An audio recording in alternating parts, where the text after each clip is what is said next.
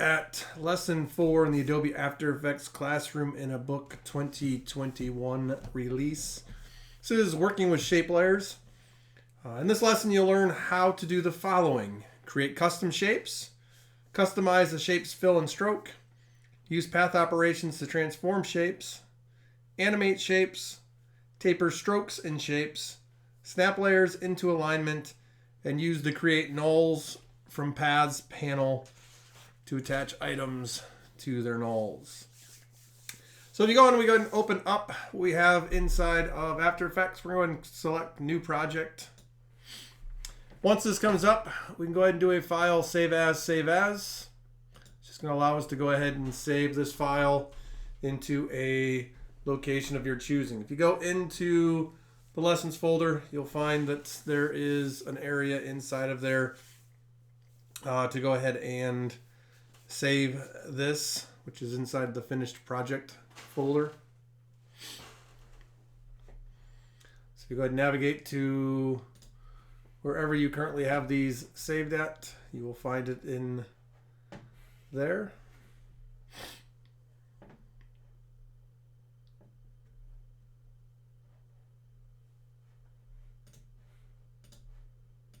Finished project, and we're going to go ahead and call this lesson 4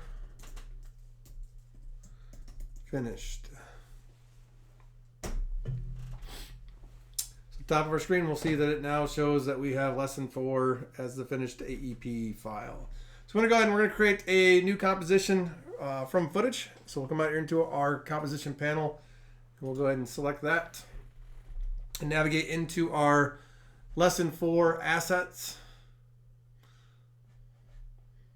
Once again, these are currently in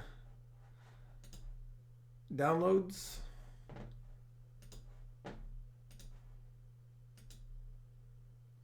And we'll go ahead and select that background MOV file and go ahead and click on open.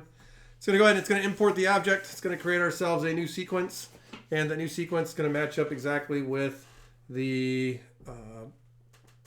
specific specifications of that file. So we'll go ahead and have that set.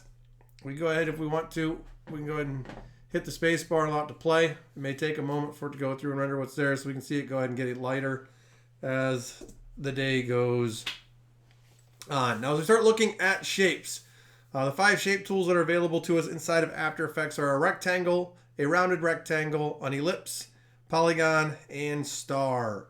So when we go through, if we draw a shape directly onto our composition panel, what's going to happen is that After Effects is going to go ahead and add us a new shape layer to that. As we go through and we begin to work with items, we need to make sure that we don't have any other layers selected as we go through and draw them. Later on, when we start dealing with masks, what you're going to see is if we go through and we begin to draw a shape onto the composition with something selected, it's going to actually be creating a mask with that object. So at the top of our screen, we can go up here and look at our shapes. There are the 5 shapes.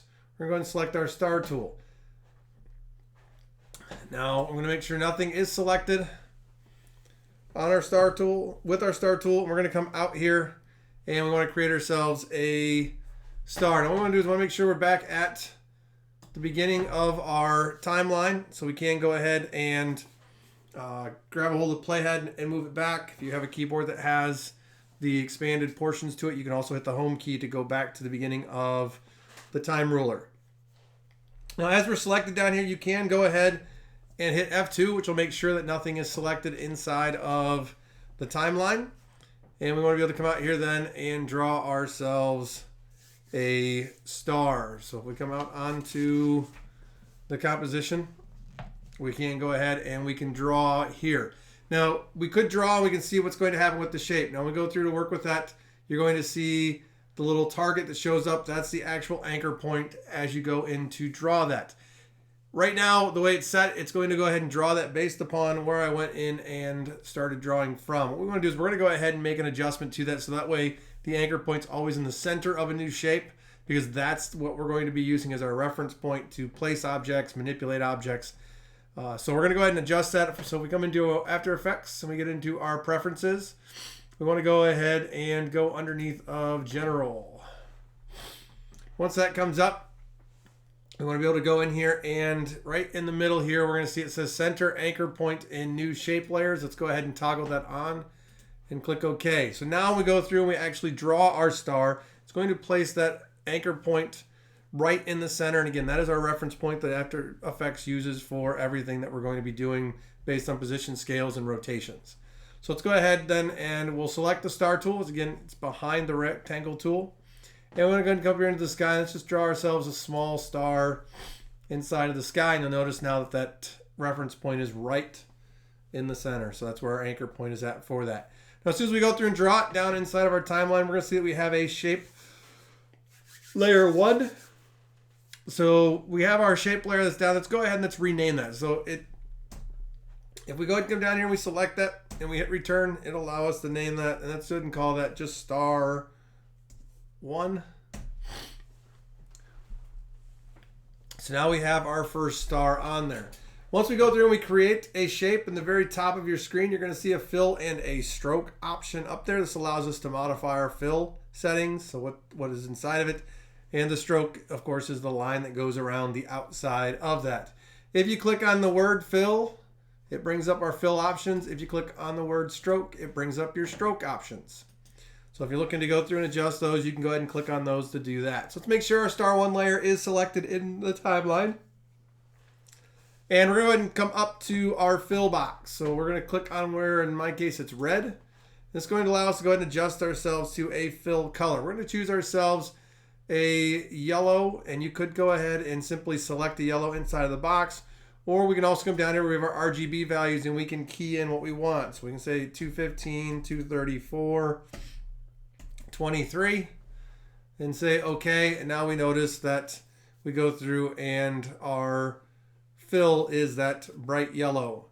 We want to go ahead and adjust the stroke color now. So let's go ahead and come up here to where we have the stroke box, and let's go ahead and let's click on that. And you'll see we get our shape stroke color that shows up. So let's go ahead and give this a brighter yellow.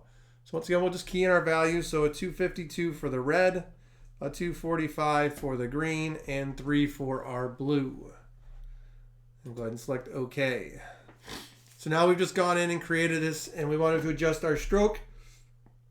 In this case, right next to our stroke, we see 2px. That's 2 pixels. That's actually the size we want for our stroke.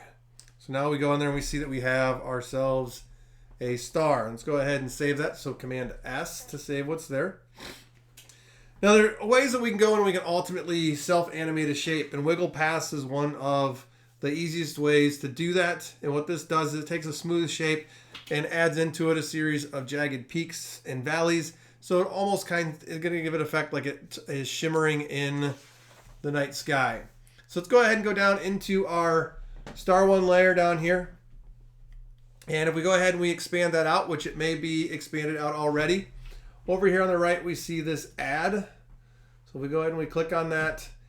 If you navigate down, then you're going to see it says wiggle paths. So let's go ahead and select wiggle paths. And when that happens, we're going to see that inside of our timeline, we get a wiggle paths 1 that shows up. Let's go ahead and click on the disclosure arrow just to the left of where it says wiggle paths 1. And there you'll see size, detail, points, wiggles per second, correlation, temporal phase, spatial phase, and random seed. In here, we want to go ahead and adjust the size first off. Right now, the size is set to 10. So we can go ahead and just click on any of the blue characters and key in a value, hit return. It's going to work its way straight down the line. So you can go through if you know exactly what you want to be working off of. In this case, size 2, detail 3. We hit return. It goes ahead and applies that to it. We come down here to our wiggles per second. Right now, this is set to 2. Let's go ahead and set that to 5 and hit return. So now on this, we want to go ahead and make sure that motion blur is turned on for that. So let's go ahead and click on our motion blur switch for that individual layer.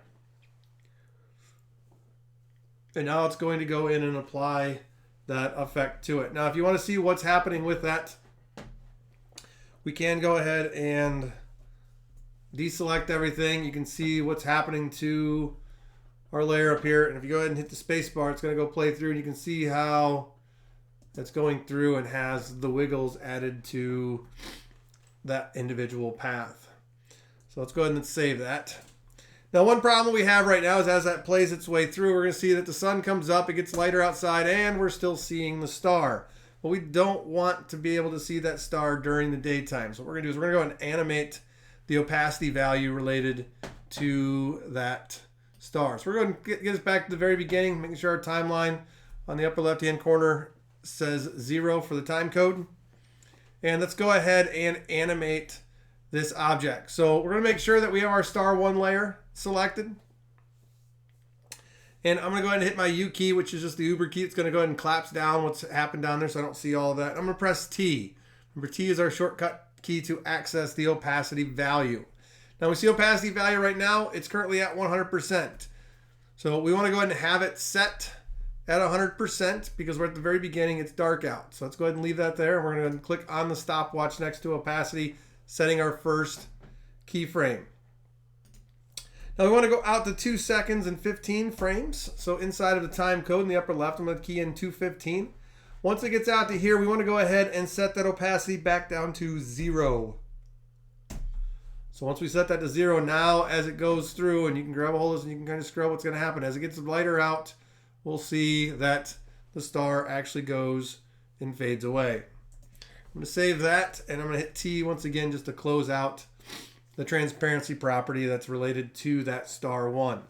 Now, once we go through and have it, there's obviously more than one star inside of the sky. So we're going to go ahead and make multiples of it. So we're going to duplicate that star and allow them to also shimmer as well. And then we're going to adjust each star's position and rotation individually, which will allow us to go ahead and see that. And then we'll go ahead and animate the offset paths effect to go ahead and give us a little bit more of the twinkling effect to it. So let's go ahead and get this all the way back over to the 0 or the home spot. Let's go ahead and select star 1 layer. And we'll go up to the top this time. We'll do our edit duplicate. You'll see the shortcut is also Command D. So we'll go ahead and do that. We see that we have star 2. And we want to go ahead then and create 5 additional stars, giving us a total of 7. So when we go through and hit Command D, you're going to see it goes and says star 3. So then we'll go Command D, 4, 5, 6, and lastly one more time for 7, giving us 7 star layers. Now right now, as you look at the stars, they are all currently directly on top of each other. So with that, if we go ahead and we grab a hold of one, it's right over top. We can drag it, we can move it, and are able to move these things around. So with that, we're going to go ahead and grab our move tool. Shortcut for a move tool is V. You'll see down here we have star 7. That's there. You can just go ahead and drag these, start dragging these out into whatever area you want to place them. It doesn't matter where they're at. It's completely up to you.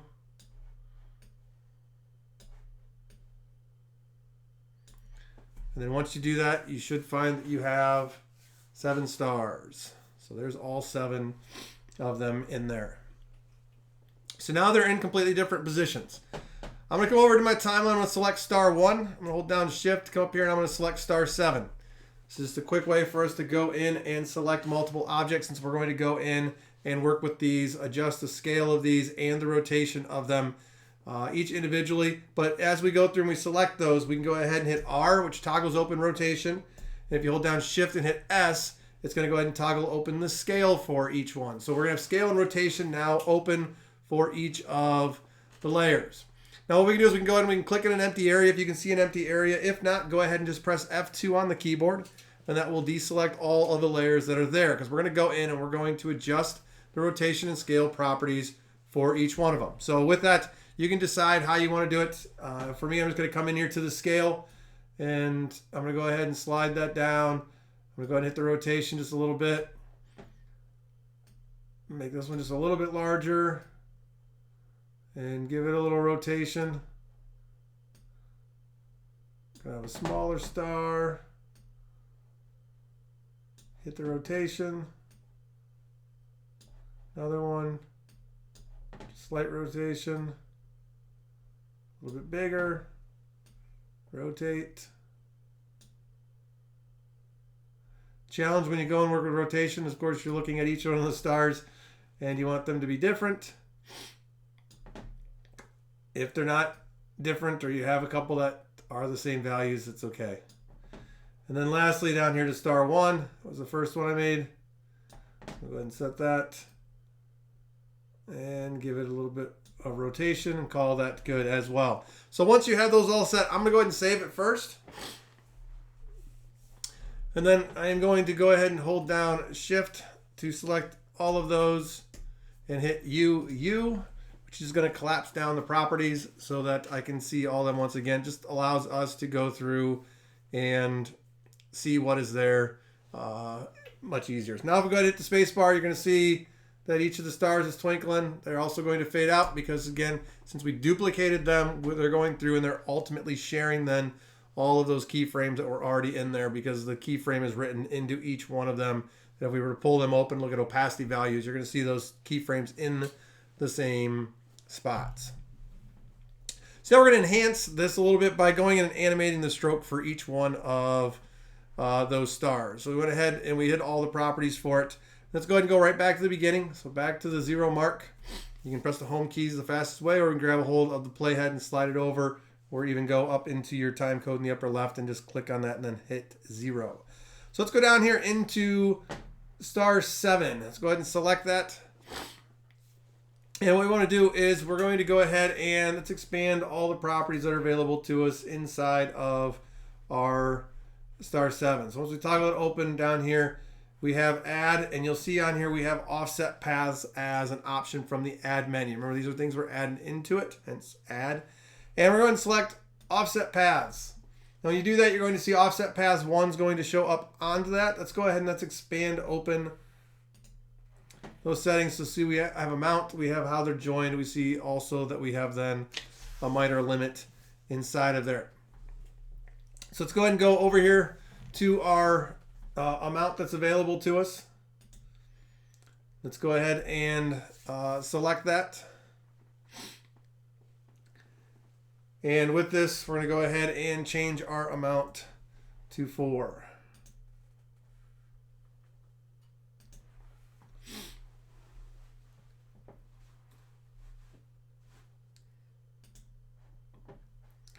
So you can see the change up above with that offset paths. We got the eye over there on the side, so we can go ahead and we can adjust what is there.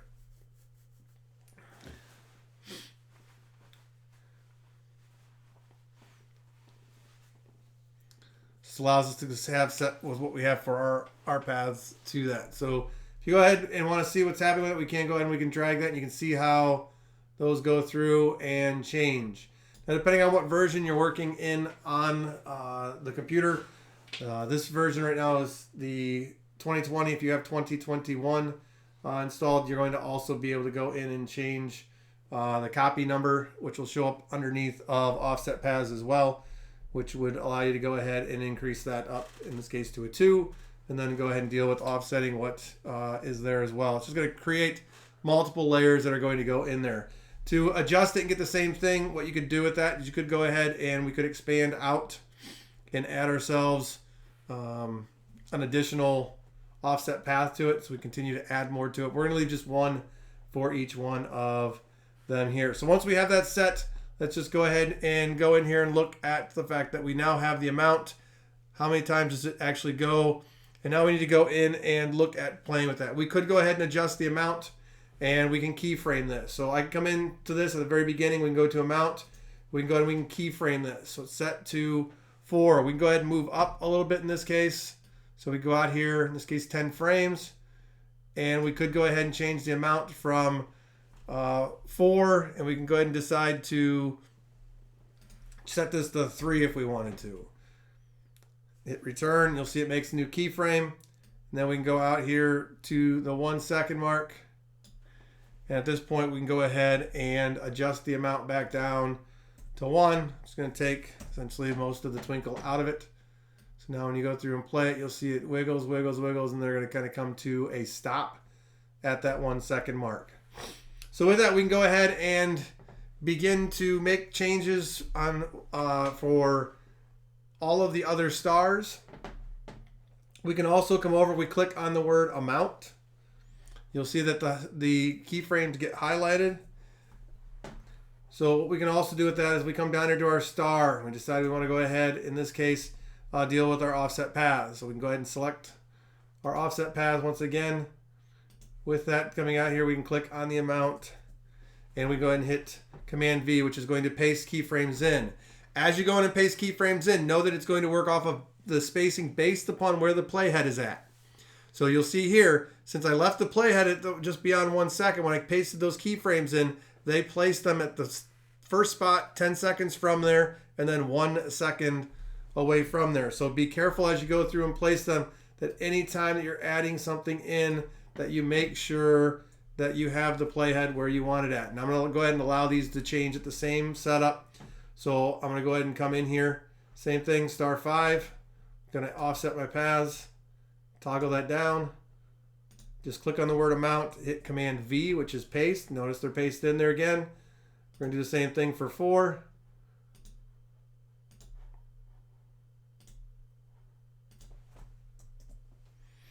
As you paste it, notice it does automatically go in there and turn on the stopwatch related to amount because it recognizes that you are pasting in keyframes.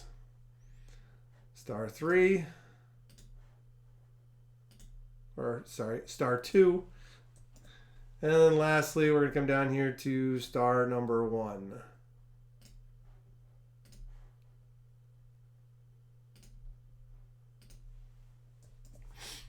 So now we have all of them there. As we go through and move it, it's going to make it a lot more pronounced. You can see that it slows down a little bit as it goes through to play it. If we hit the space bar, we'll see those going through and added twinkles to them.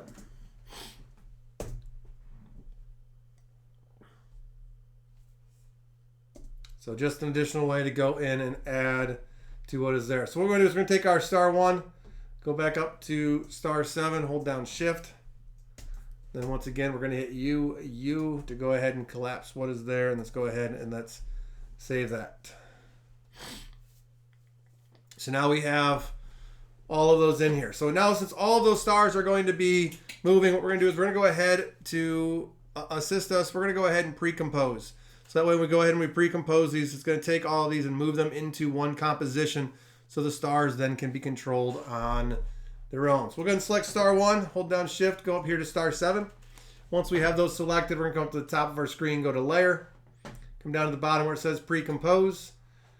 It's going to ask what do you want to name the new composition. We're going to go ahead and call this Starscape. And we're going to move all of them into the new composition.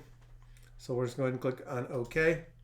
Now what's going to happen is we see that we have our Starscape here. We didn't lose anything. Starscape shows up here inside of our project panel as well.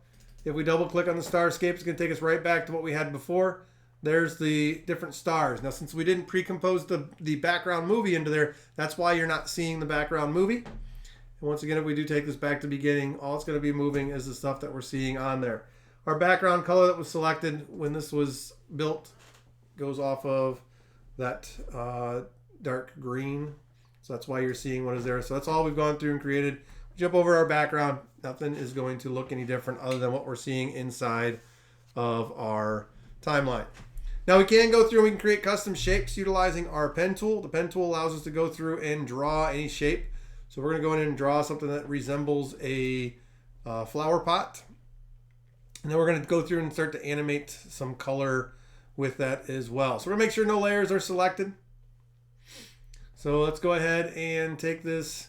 We're going to come out here to the 1 second and 10 frame mark. Let's go ahead and grab a hold of our pen tool. So it's up just to the right of our shape tool. Shortcut for that is G.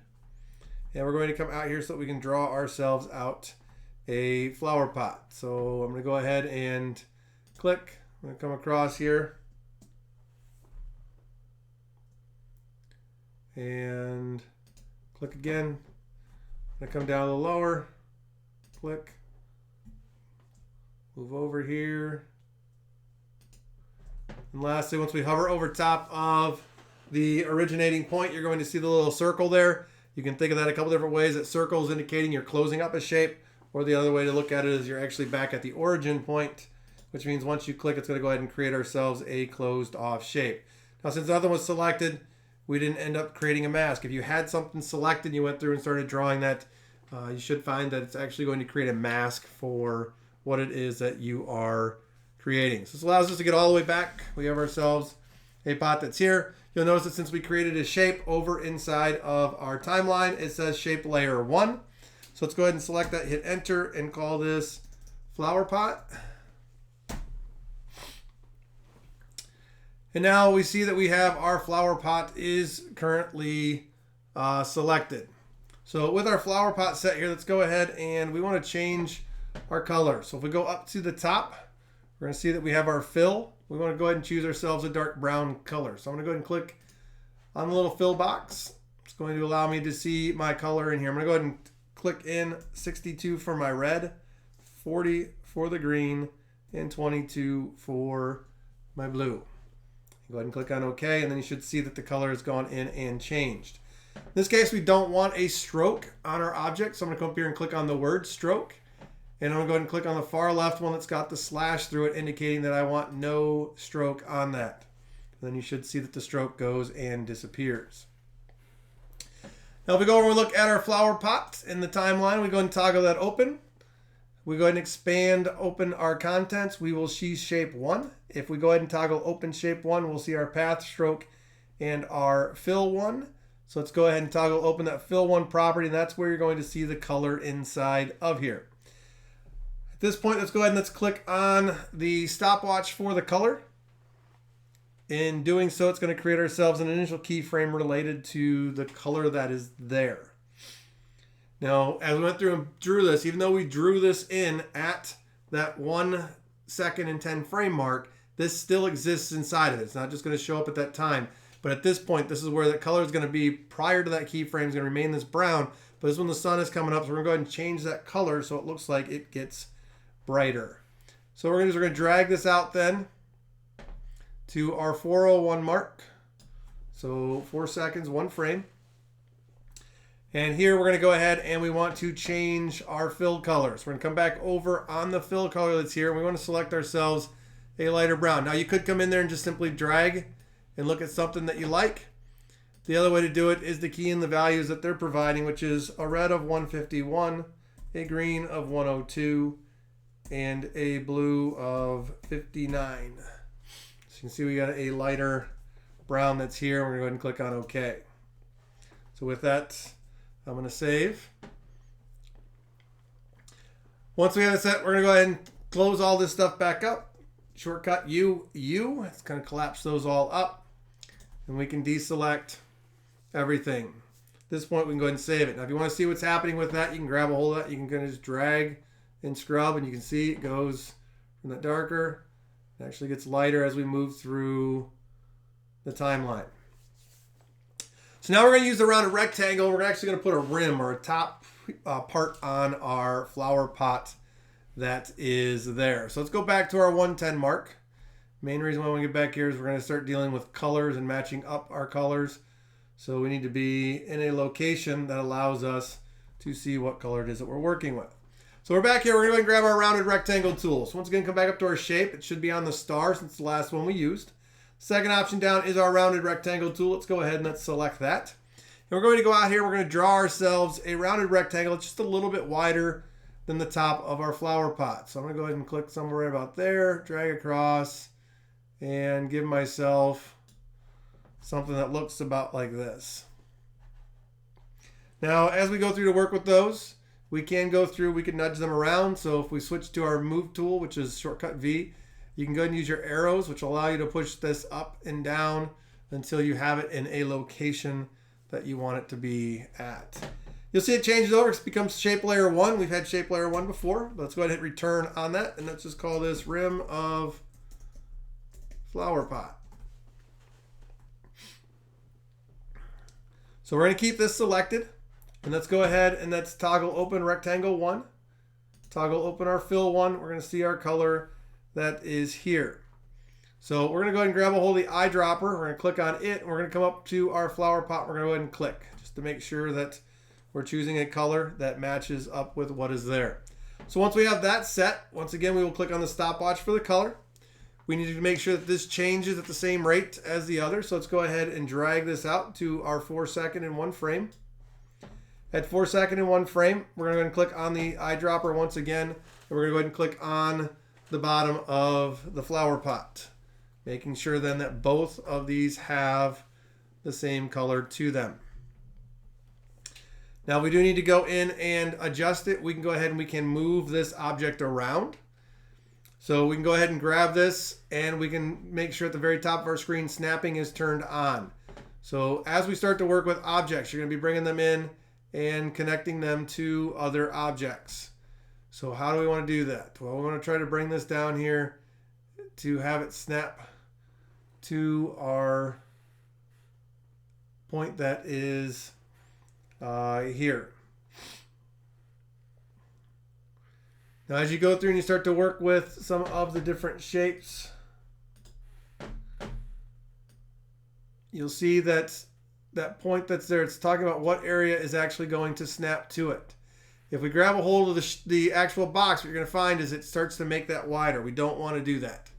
So we want to get near this box, and we're going to go ahead and click, and we're going to drag this down, and then you'll see it snaps down to that, showing you where exactly is this going to snap to.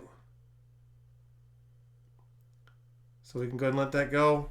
And now we have the two objects, should be pretty close. If you look at it and it's not snapping exactly where you want it to, you can still always nudge it to place it into the location that you want it to end up being.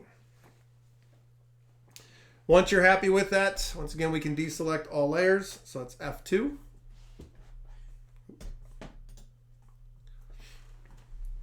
And with that, let's go ahead and let's save. So now we have it on there.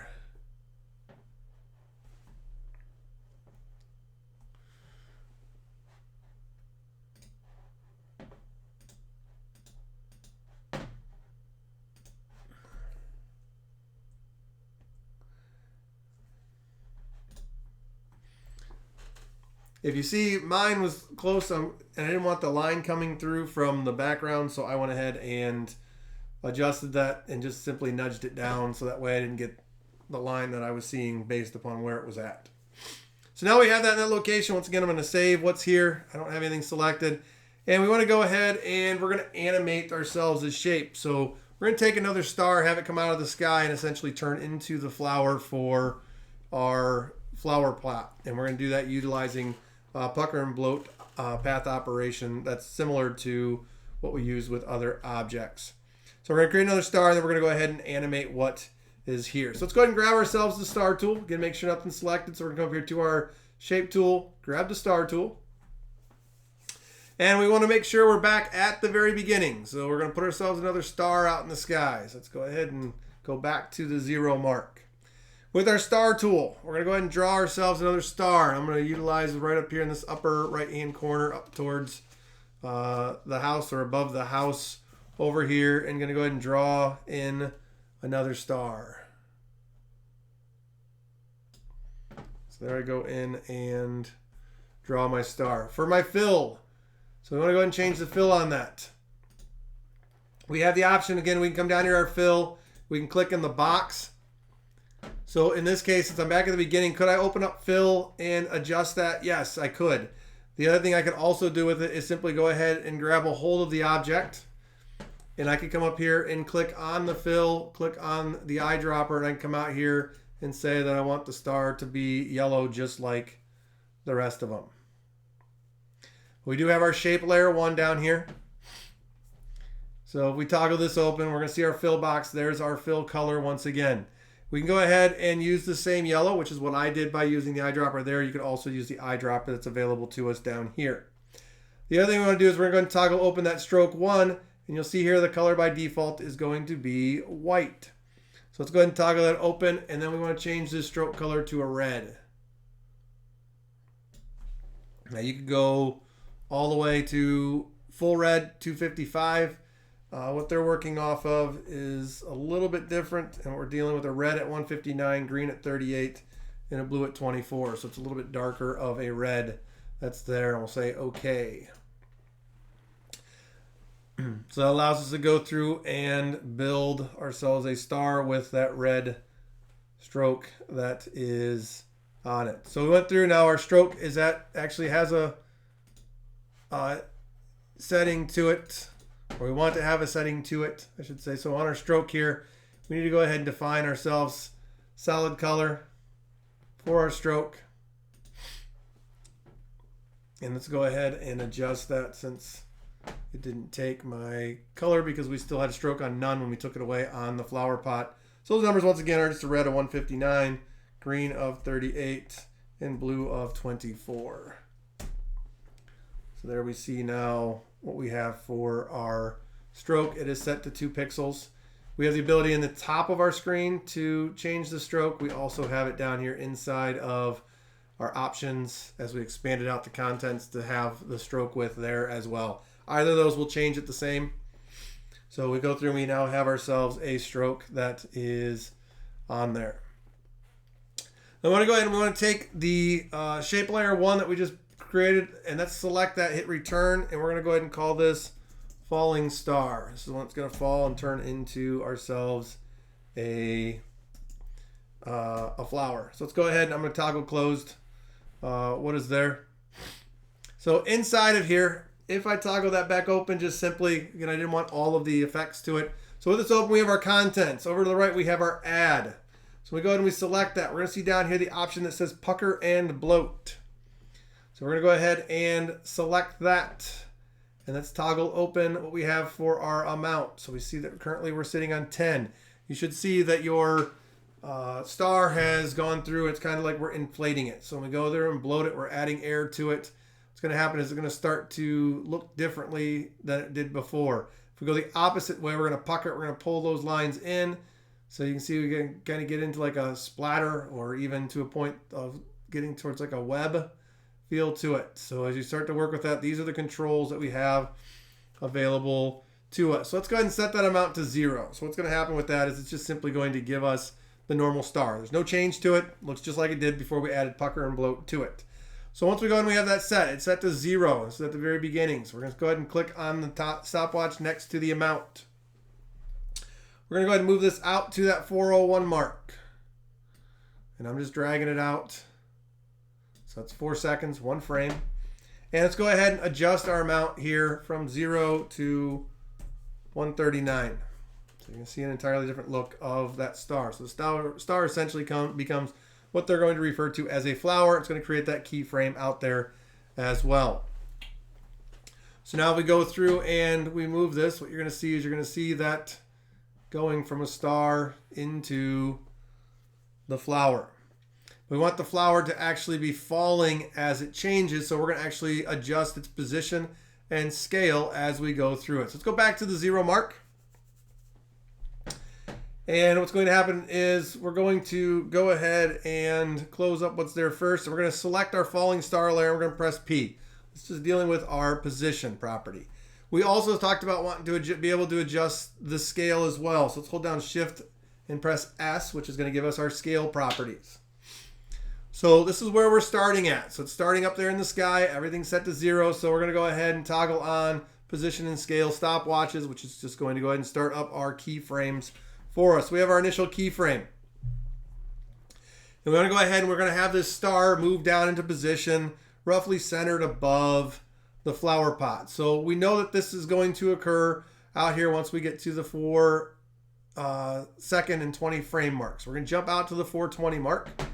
And we can go ahead and simply grab a hold of this and move this. And as we do that, you're going to see that line come across. That line just indicating the motion path of the object that we have. Now, if you want it right exactly in the center, you'll see because we have on snapping and it's working off of Smart Guides, it's going to put this right in the center of the screen. So if you want it exactly in the center, you can put it exactly in the center. Decide on a height for it, and we can go ahead and let go of it. So now we have a keyframe. What's going to happen with that is if you go ahead and simply drag this as we move from one to the next, what you're going to find is that it moves right along the path we just created. So now that we have that moved over, let's go ahead and look at what happens from a scale standpoint, or allow us to adjust a scale standpoint. So we go ahead and we move this back to about the 401 mark, which is where we have the other things going on it. So at the 401 mark, let's go ahead and let's adjust our scale to this. So let's go ahead and increase the scale so it gets to be about the size of the width of the flower pot. So I'm going to make mine something about like that. Now, as you go through and scale it up, you may see some of those other lines come back in that you didn't see before. And that's because we're, of course, enhancing the size of this. So some of those things are going to be easier to see. So now we go ahead and we see what happens with this as it moves. It's coming through and it's scaling up. So the whole time it's moving from the start to the point we just marked, it's going to adjust itself on its scale. That's because since we wrote a keyframe in there, we're dealing with the scale setting because we turned it on back there. So the scale back here was 100. And as it moves, it's going to increase in size, gets to its full size at the 4-second and 1 frame, and then continues to move into what we have set as its final position. Now you can go ahead and hit the spacebar if you want to preview that. I'm going to go ahead and save that. If you're going to preview, I still will encourage you to save before you actually preview it, so that way if it does mess up or accidentally shut down, that you're able to still get back to where you were at. We're going to jump to the 220 mark. Once we get to the 220 mark, we want to go ahead and adjust the position of this. So now we have our move tool. If I go ahead and move this, what you're going to see as I move it is that shape for the motion path is going to change. We're going to see the handles on it. Those are your handles for your Bezier curves. So we can move this. You can create as much change in it as you want. Now, anytime I come back to the 220 mark and I move this, it will adjust that position keyframe. You'll see it, since I moved it, it does have the keyframe inside of there. So we go through and we adjust that. It's going to move over and you'll see it comes up. And just based upon the handles, you're going to see that it's going to ease its way back into that location down there. So there's still a slight slope to what is there. So I'm going to go ahead and save that. And I'm going to go ahead and deselect everything. And let's go ahead and animate then what we have for our fill color of this flower. So let's go ahead and go back to the home. And we're going to go ahead and select our fallen star. And I'm going to collapse what is there. And let's toggle this open just to go into expand out the contents that we have inside of here. Once we toggle that out, let's go to our Poly Star 1. And we're going to come in here, we're going to deal with what we have for our Fill 1 properties. Now with this set, we're going to turn on the stopwatch next to our color. That's going to create our initial keyframe at the 0 mark. And then we're going to go ahead and we're going to move it out to that 401 mark. So that's where it comes all the way across. It's a 4-second, 1 frame. At this point, it's up to its full size. And we're going to go ahead and adjust then what we have for the fill property. And we're going to have this go in and become a red color. So let's go ahead and click on that.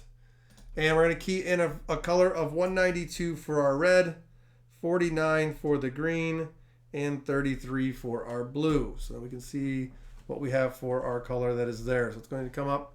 It's going to slowly change its color. If you want to see it happen, we can go ahead and drag it. Almost like the stroke is bleeding out into the rest of it. So I'm going to go ahead and hit save. I like to save early, save often. With our fallen star select, let's go ahead and toggle those properties shut. So again, if you press U, it's going to expand out certain properties that have been changed. And then once you do U again, it may take a third time. It'll go ahead and close into there. Now, if you want to, you can go ahead and you can preview exactly what you've done so far.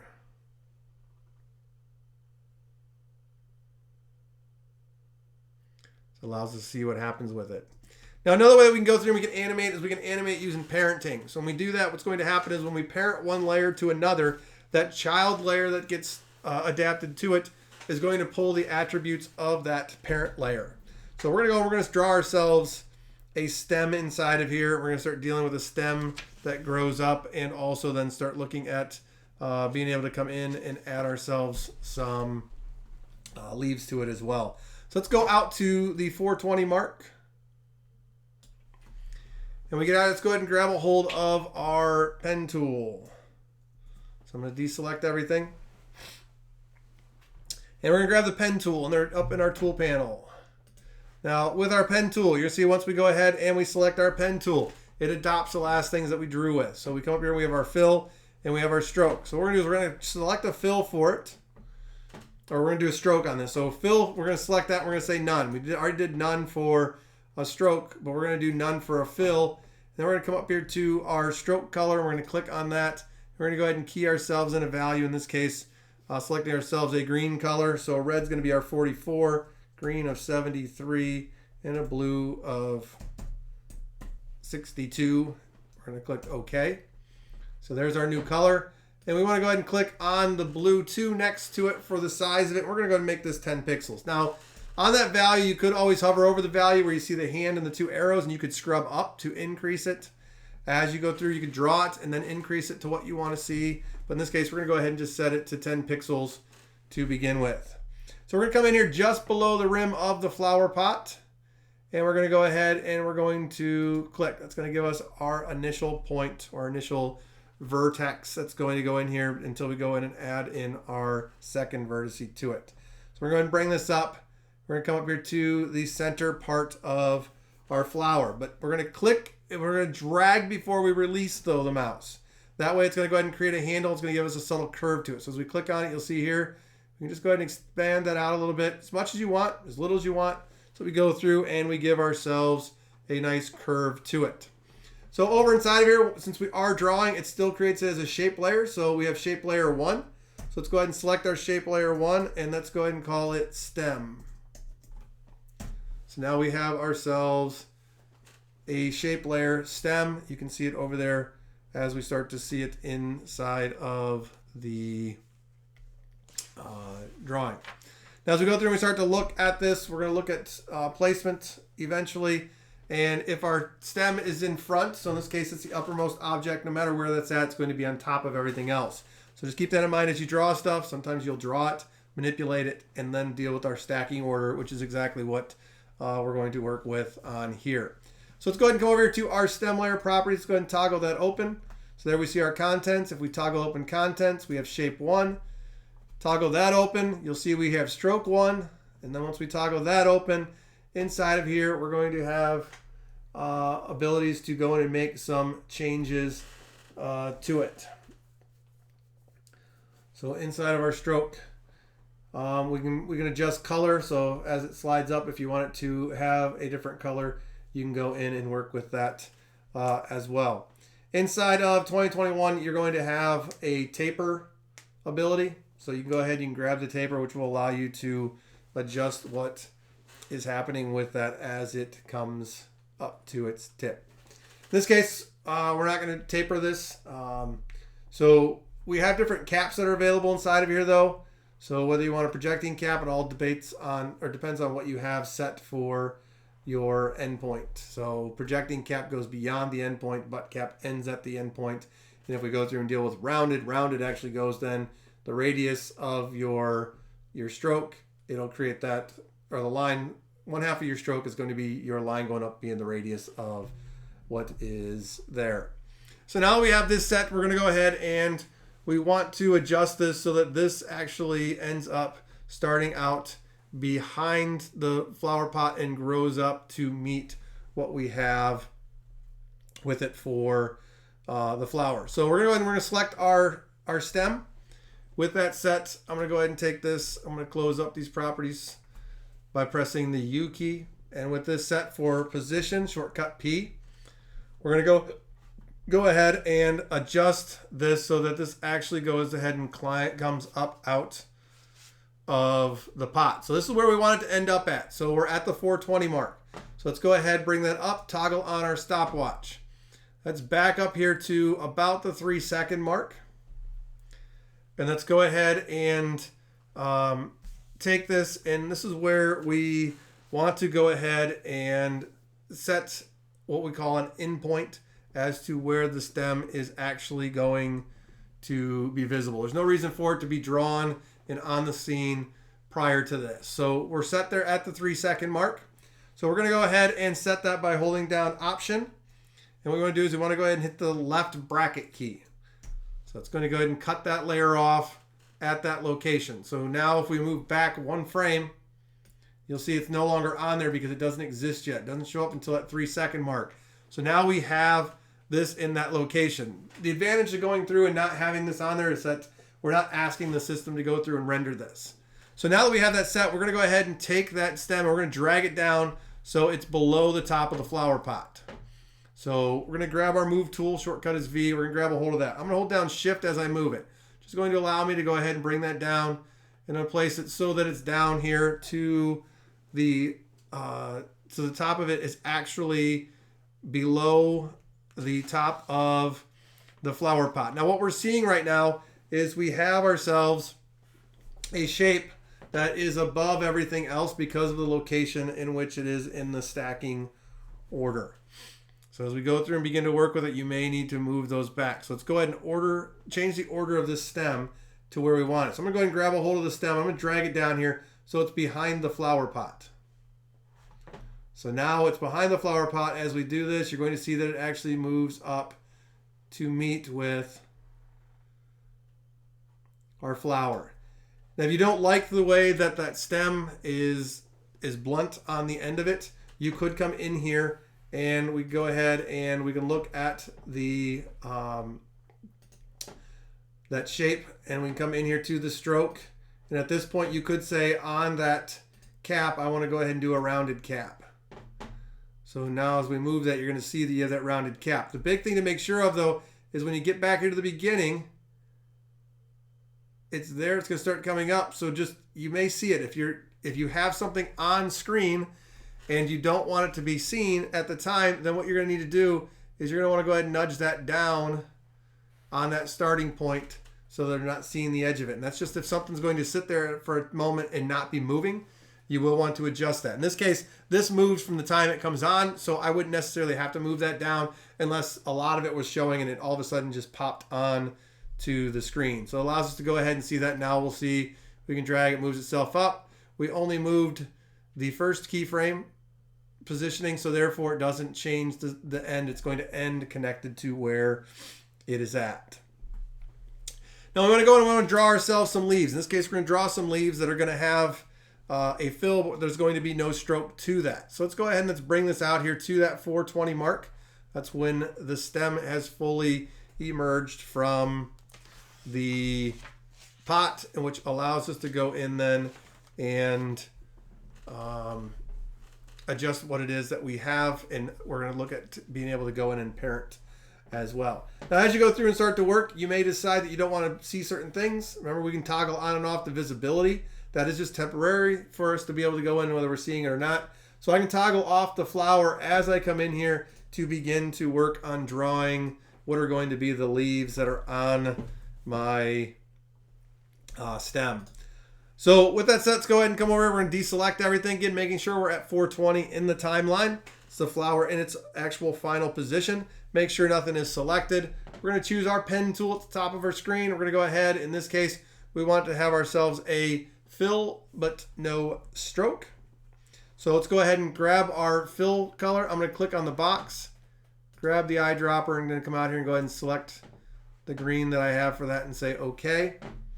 So that's our fill. We're going to click on the word stroke. Remember, we're going to set this to none, say OK as well. So now anything that we draw will have a fill, but will not actually have a stroke to it. So anywhere you want to go in, just go ahead and create a couple leaves. So we're going to click. I'm going to come out here, I'm going to click, and I'm going to drag. And then I'm going to come back around, I'm going to connect back to my initial shape that's there. So I'm going to come down a little bit lower, click, come out here, drag, come back around here and click once again. So now I have two leaves, one on each side of the stem. But of course, if we go through and animate it, what happens? They stay put right now. So what we want to do with that is we want to go ahead and work with these leaves and allow these leaves to go in and move with the stem. So we're going to come over here,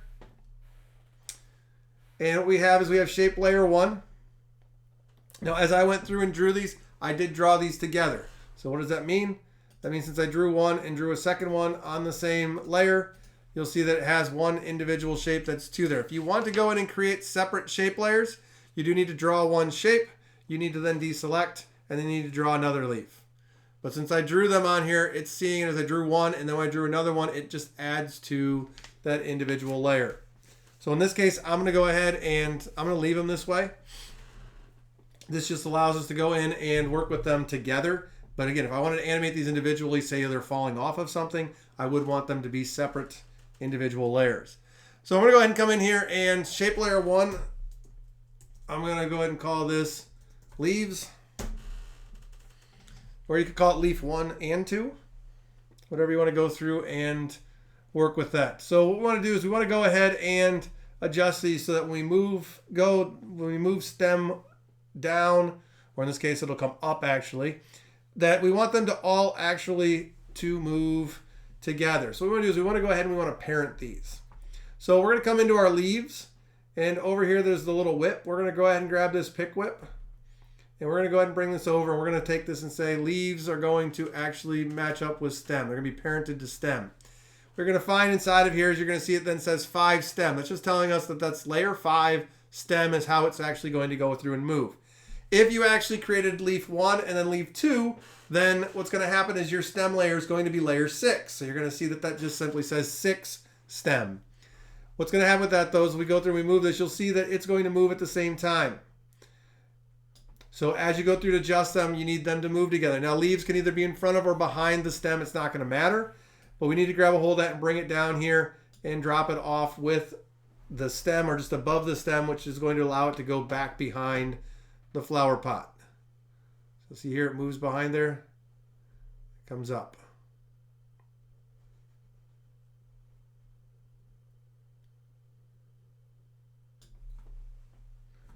Now on my stem layer, you're going to see that based on the location right now, it's just popping where it's at. So what I'm going to do is I'm going to nudge that down below there, then recheck. There we go. So at some point I apparently moved my stem up to where you could go through and you could see what is there. So I have those set. I'm going to go ahead and save that. Toggle back on my falling star and go ahead and go back to home. I'm going to preview, save this and preview what I have up to this point.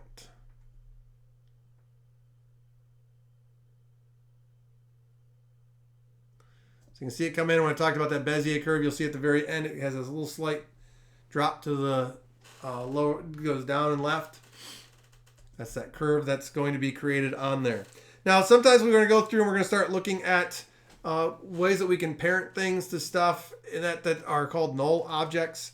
A null is essentially an individual layer. It has all the same properties and everything that normal layers do. But the best part about it is we can actually parent things then to that individual layer as well. When we go through, we start working with nulls. There's actually 3 different options to create nulls or to work with nulls, and to create nulls from paths panel that will pop up. And that's point follow nulls. So therefore it creates a null that's to your control point or control position of the path of points. Nulls follow points creates nulls that are controlled by the position of the path points. And trace path, which creates a single null with its position linked to the coordinates of the path that you're actually working with. So we're going to go in and we're going to create a null for the point at the top of the stem. So remember we have that one upper point that's on there. And then we're going to join that null to the flower so that way they remain connected even if the flower goes through and moves. So when we add in a simple effect to the flower, it's going to allow that to continue to stay with it. So let's go ahead and jump out to the 420 mark. So where everything's gone on, it's happened, it's moved in. If you don't like the fact that your flower covers up the majority of your stem, you could always rotate the flower as well in your properties to get rid of that. So we have this set out here to the 420 mark. We're going to come up here to our window, up, down towards the bottom. Then we have this create nulls from paths.jsx. Let's go ahead and let's select that. We're going to go ahead and expand out our stem layer. So as we expand that out, what we're going to see is we're going to, once again, we get into our contents. Now we've added something to it. We have our shape 1. We get into here. We have our path 1. So here we see our path on here. So we're going to go ahead and let's select the path. So what you're going to see on there is we have our path. When we did the create nulls from paths, it creates this floating window. So we have here, we have our points follow nulls, nulls follow points, and trace path. As you work with it, the more that you work with it, the more you're going to get comfortable with what is happening with this.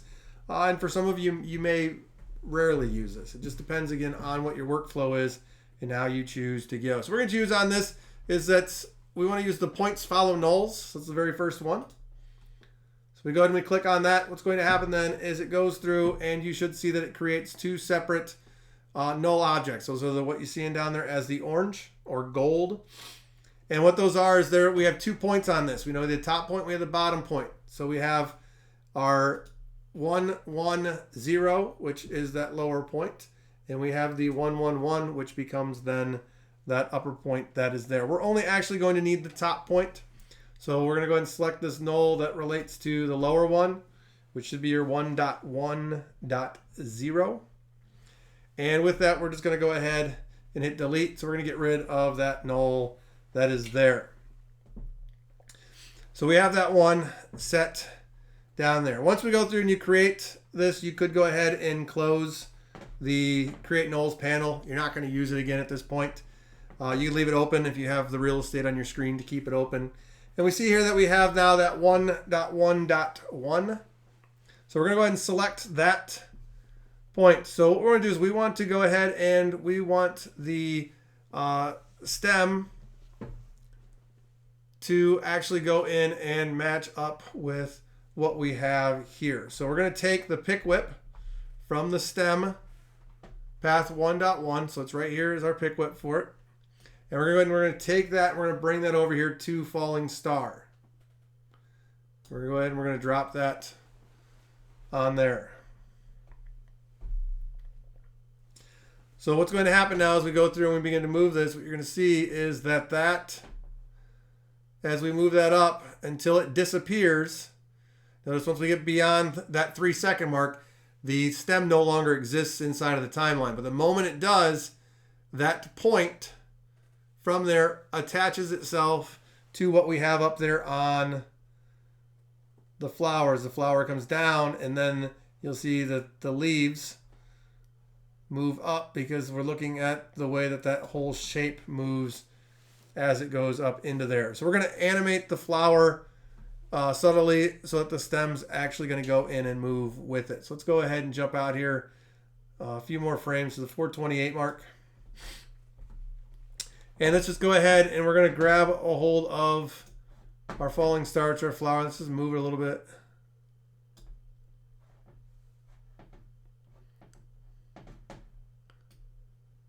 So you can see here as we go through and work with it, that's going to go through. It's moving. So just a simple little movement with our flower. But you're going to see that as we go through and move it, one of the things that happen to that is that what we have parented is no longer connected to that. So as we go through and we look at what's happening with our leaves are matched to the stem, but the stem actually is going through and moving. So as we start looking at the distance in which we move things, we're going to need to be careful on that. So in this case, I want to take that and I have that selected. So another thing I could do is I could go ahead and just use my arrow keys. And we could nudge that a little bit for its position. And you'll see the same thing as it comes down. There's a little movement inside of, whoops.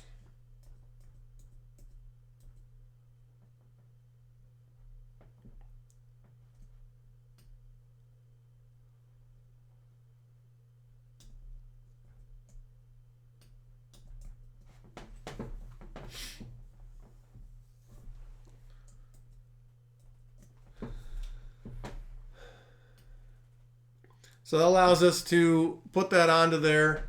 I think I went in and broke part of it.